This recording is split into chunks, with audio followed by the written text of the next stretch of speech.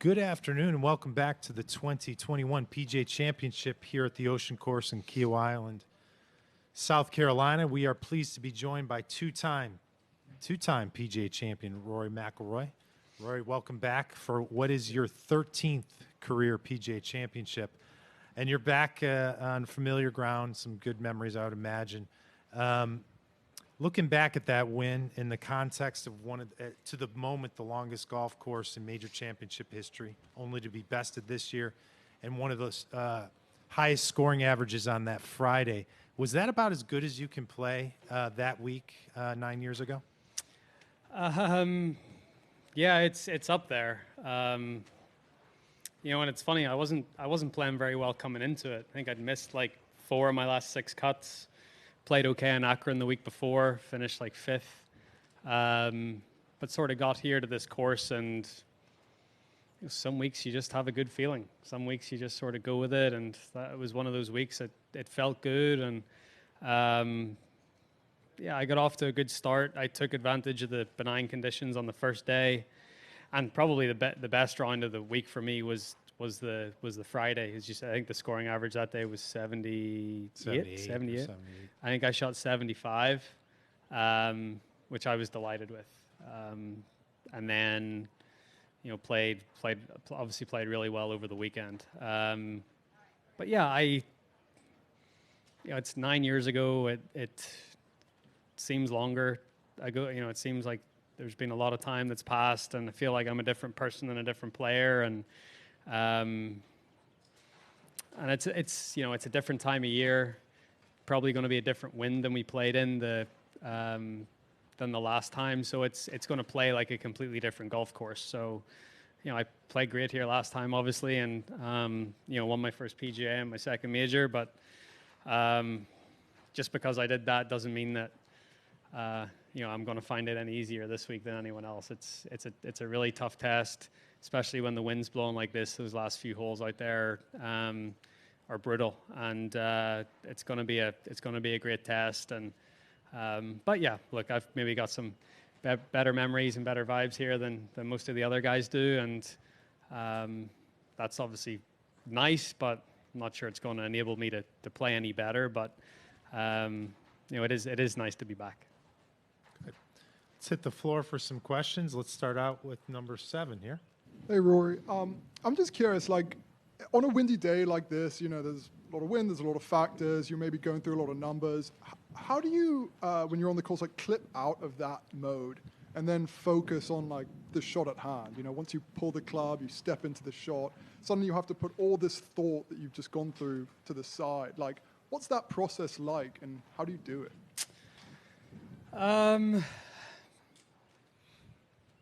You just play golf. I've been playing golf for 30 years, so I sort of, it's automatic. I don't really think about it. I get the wind, I get the number, I try to visualize what I'm going to do, and then I try to replicate what I have just visualized. I think in practice rounds as well, I try to keep my focus by playing one ball and by trying to shoot a score and by trying to get into, just get into play mode a little bit. But yeah, I mean, on days like this, you can almost take on too much information. It's a day where you have to, you could almost eyeball it instead of having a number, and instead of, it just sort of, you could have 110, but it just feels like a little 9-iron or a little 8-iron, and just sort of go with that. It sort of goes back to playing golf as you did as a kid, without a yardage book, and just sort of eyeballing it and playing a bit more by feel. Let's go here, number 6, and then round 11. Rory, obviously great memories from 2012. Nick Faldo made the point that you could easily come here feeling like you're the defending champion, with no disrespect to Colin Morikawa. Is Faldo right? I think I finished tied 32nd last year in this tournament, so no, I don't feel like that at all. But equally, just reflecting on what happened last time here, how different a golfing challenge does it look? Obviously, different time of year, weather conditions. It was soft last time. How different is it this time? It's different. It's a different time of year. I think one of the biggest differences that I've noticed is it's not going to be as easy around the greens as it was last time. Last time in August, it was hot, humid. The paspalum was like really strong and dense and lush. So the ball would just sit right up on top, and it was so easy to just get your lob wedge out, clip it, spin it. So I felt like around the greens last time was a lot easier compared to you sort of, a few of the lies this year, a little more bare, a touch linksy in places, especially with the wind and the dry weather. So I don't think it's going to be quite as simple as it was around the greens like last time. And that's, I mean, the one thing I remember about being here the last time is that's what I did so well. I chipped and putted so well that week, and that's what won me the tournament. I scrambled well, and it's, if the wind keeps up like this again this week, that's what you're going to have to do well, is chip and putt well. But I think you're going to see guys playing a lot of different shots this week than maybe you saw back in 2012 around the greens. Ron, 11. Rory, first of all, was there a proper celebration after Quail Hollow? And what did that do for you now that you've had time to reflect on it, getting that win? No. No, I got on the plane at about 7:45 on Sunday night, got home probably around 10. And that put Poppy to bed, and I took a shower and went to bed myself. I was exhausted. So not really. My mom and dad came around our house on Monday just to see me, but no, it was sort of I took a couple days off at the start of the week, actually, because my neck was still a little stiff, and I wanted to just make sure that cleared out, and then started to practice a little more on Wednesday leading up to this week. But no, like I said at the time, it was a great start. It was a great sort of validation that I'm working on the right things, but it was just a step in the process. It was wonderful to get the win, but even if I had came away from Quail without winning, I think I still would have been very encouraged with the sort of golf that I played. Let's go to number 8. Rory, I know you won at Quail, even though you probably didn't have your best driving week and missed a lot of fairways. Can you have that kind of game and success here on this course if you don't hit it in the fairway? If I don't miss from inside 6 feet this week, I'll be okay. So yeah, but I didn't drive the ball particularly. I didn't drive the ball badly at Quail. There was a lot of crosswinds, and there's a lot of dog legs, and the fairways play half of the width of what they actually are. So there was a lot of tee shots that I hit good shots, but they just missed the fairway, or, I hit like 3 tee shots on 14, the drivable par 4 that go into like a greenside trap or whatever, and they're missed fairways. So, if you can't really read too much into the stats. Yeah, I didn't drive at my best, but I certainly didn't drive it all over the lot. I actually hit it pretty well, but yeah, this is a golf course you need to put the ball in play.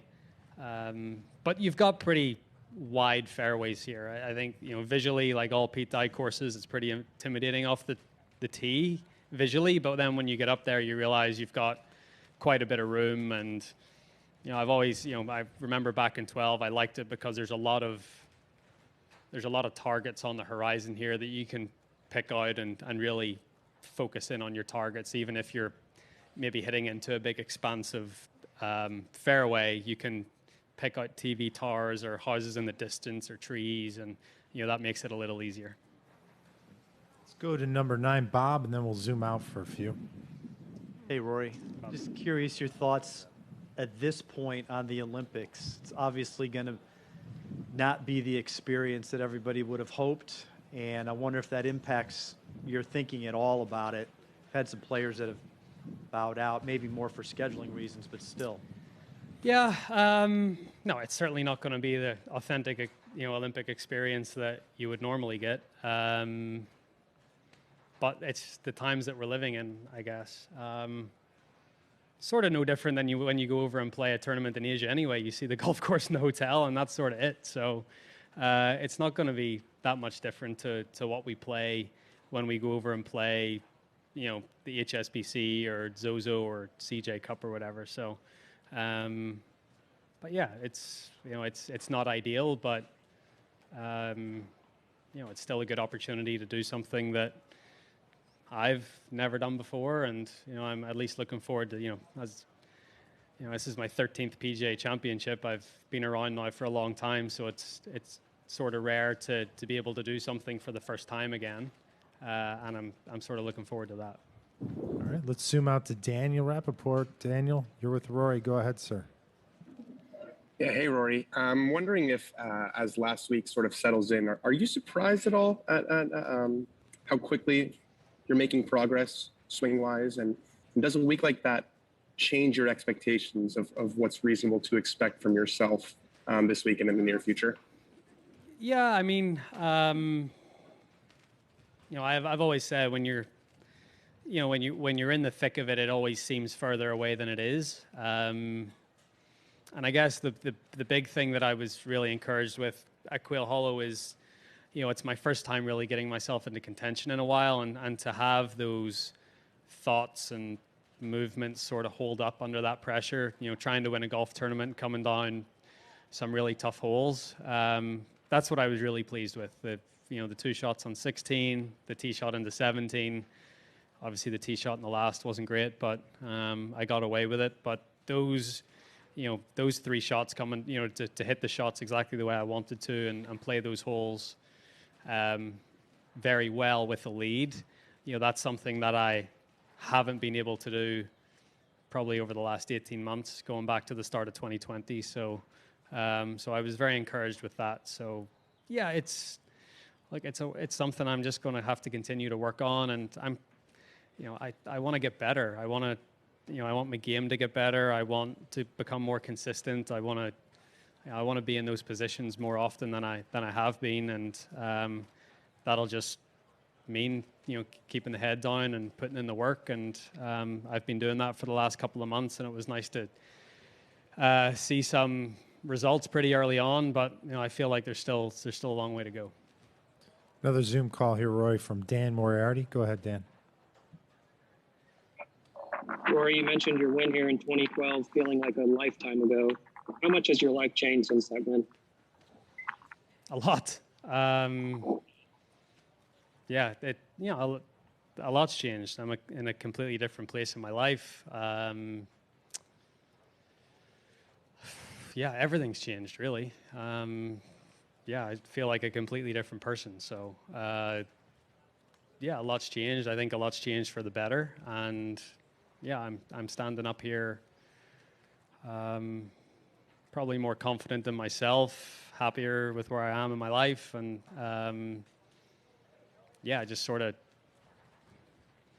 enjoying everything, enjoying life, enjoying everything a bit more, and yeah, it's all good. Ann on number 10. Hey, Rory, before your win at Quail Hollow, was there perhaps a bit of time where you might have lost belief in yourself? And if so, how'd you get through it? Yeah, I don't. Yeah, not belief in myself and belief that I couldn't do it again, but it's more it's the short. I think when you get into those scenarios, it's very easy just to think short term.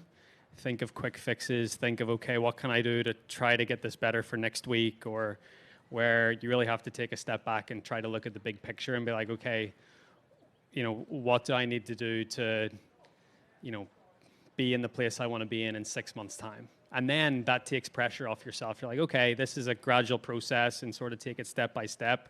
I think when you're in that place of searching, it's all very short-term thinking, and instead of just thinking of the long term a little bit, seeing the bigger picture, and that's sort of really what I've tried to do. And that's why I keep saying that this is, Quail was awesome. It was great to get a win, but I'm thinking way beyond that, and I think that's why, it's funny when you sort of think that way, something like that just sort of happens to fall into your lap. So it's almost like the less you try, the more things sort of go your way. Let's go number 8, Derek. Rory, just following on from that, you said, how would you characterize your feelings then going into this week? I mean, you said in your opening remarks, some weeks you have a good feeling. Where would you be going I'm into happy this with one? where my game is. So I guess if I go out and play my game, and do what I know that I can do, then, you know, I can see myself shooting good scores on this golf course. So that's sort of where I'm at. Whether that means I win or not, that's partly up to me, but that's partly on how the other 155 guys in the field play as well. So I just got to go out there, play my game. And if I play my game to somewhat, you know, close to the best of my ability, I'm sure I'll have a good chance. Does that contrast with before the Masters, mentally? Yeah, different, very different.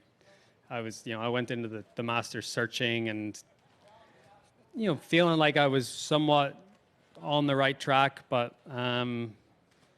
still hadn't seen any progress on the golf course. Had seen some progress off it and on the range, but then trying to get it onto the course was still, I was in that transition period. And then just having those extra couple of weeks after Augusta to work on some more stuff and then go to Quail Hollow and start to see some, you know, good shots under pressure. And, you know, I was like, oh, this is, you know, feeling a little more comfortable. And so, yeah, just more comfortable, I guess, with everything. All right, let's do a couple more in the room and a couple on Zoom, and we'll be done. Number 7, please. Yeah, you made a point after Quail Hollow to kind of highlight Harry's role in helping you keep a clear head on number 18. Yeah. I'm wondering just how your guys' relationship as player caddy has changed or developed the last few years. Yeah. Yeah, I mean, I think first and foremost, we're best friends. You know, that's sort of the relationship we have. So it's very, very hard for me to call Harry my caddy because that sort of puts down the relationship a little bit. I never really want to say my caddy Harry. That's just sort of feels weird for me to say that. But he's, you know, like this was supposed to be a short-term thing back in 2017, and I ended up really enjoying it, really liking it, and you know, we made the decision that this was going to be a long-term thing, and it's worked out great. We've had 6 wins together, and I think the reason I wanted to single Harry out as well, I feel like he gets some negativity around the relationship that's very unfair, uncalled for. People don't know him, don't really know me. They sort of see things from the outside and from their own perspective, but they don't really know.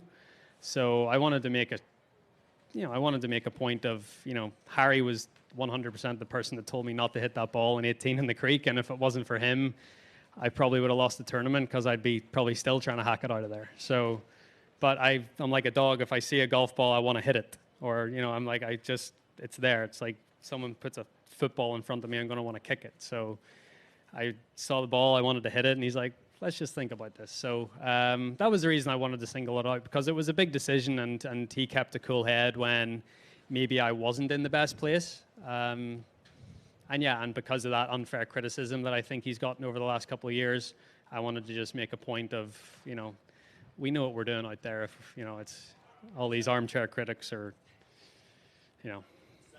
Him being your friend, is that where the criticism kind of stems from? I mean, you'd have to ask the people that are criticizing, I think. But it certainly comes from a place of me being his friend, of wanting to stick up for him, because I know all the criticism is unfair. 3, you. Rory, you spoke about the crowds at Charlotte, and I think you said that you needed this. There's obviously big crowds here this week, and you spoke last year about struggling a bit with no one there. How would you articulate to someone who wouldn't understand what a difference it actually makes to go from, you had crowds watching you as an amateur golfer to nothing at all at the top of the game? How different and difficult was that? Yeah, it's funny. Like, ever since I was 16 years old, I've had thousands of people watch me play golf pretty much every time I teed it up.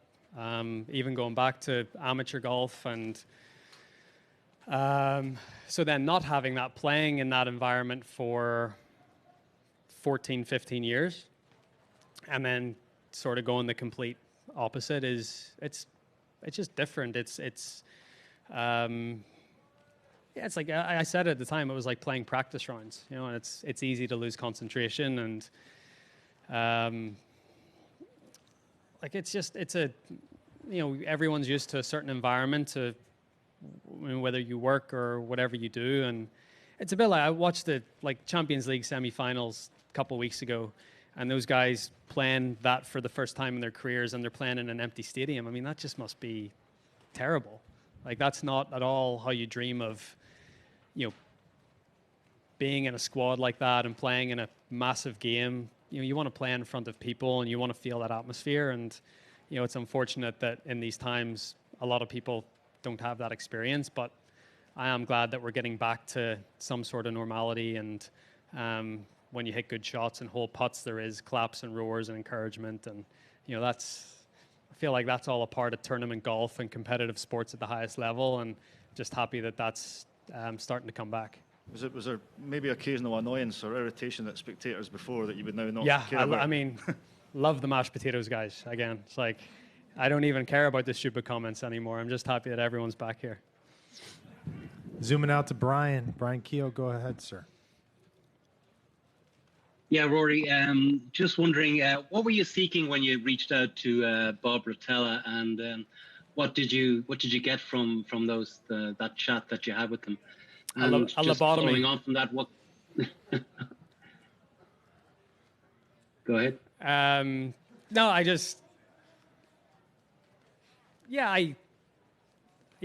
worked with Bob before, back in 2010.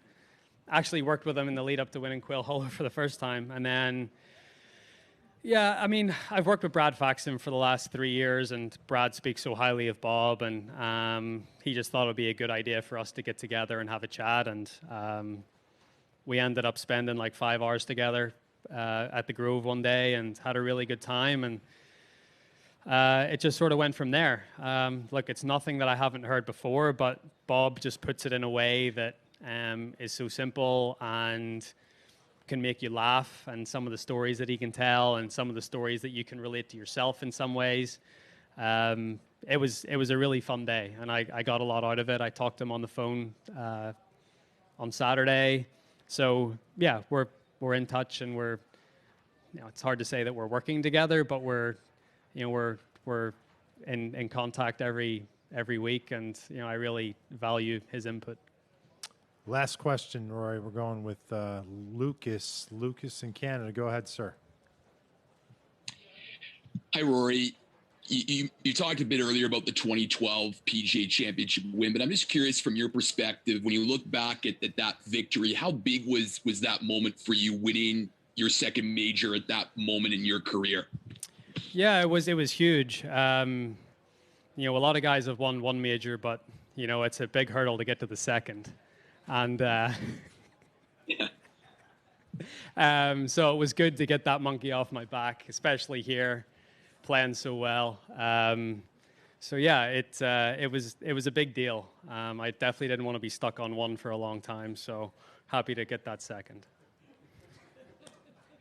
Rory McIlroy, ladies and gentlemen, thank you, sir. Good laugh to end it off. Have a great week.